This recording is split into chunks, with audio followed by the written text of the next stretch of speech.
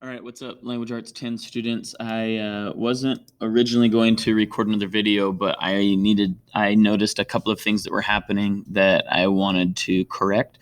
Also, I'm leaving my headphones on so that I can hear my effects. Like that. Now I know that I'm talking. That's yes. That's no. All right.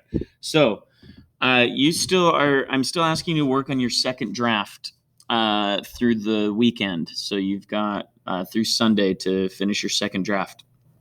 Um, the instructions are right here, and you need to submit that in the text box when you're ready for me to look at it. But a couple of things that I noticed.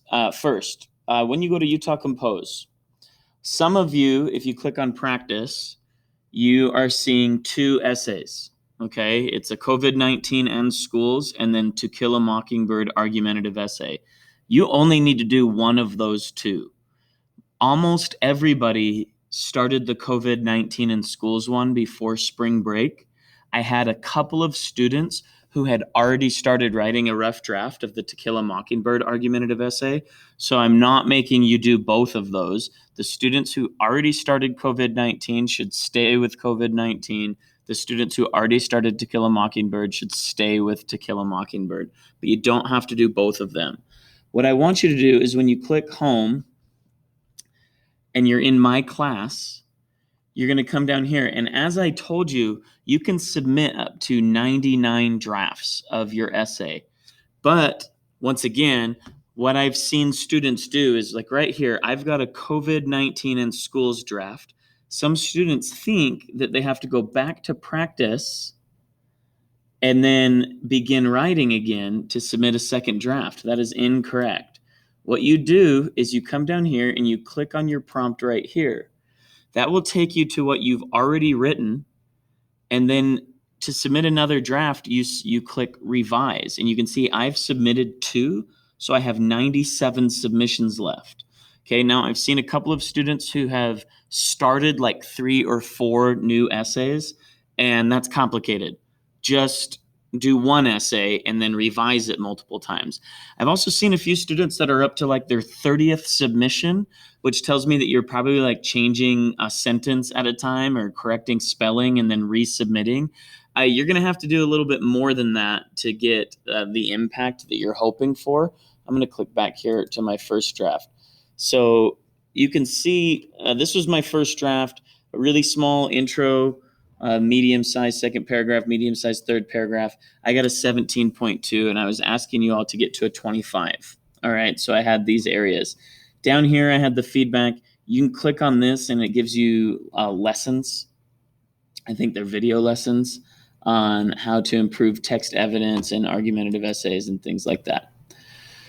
Okay, I looked at this feedback, and then I made some adjustments. I didn't really change my first paragraph, but you can see I've written quite a bit more, several other smaller paragraphs right here. I added 1, 2, 3 new paragraphs, and that moved me from a 17 up to a 23.9.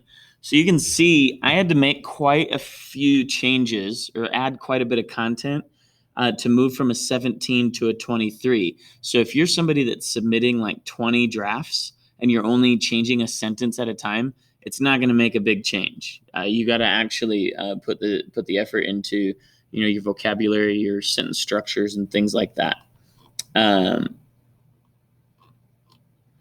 Okay, so that was it. Don't start a new essay every time. You don't have to do both.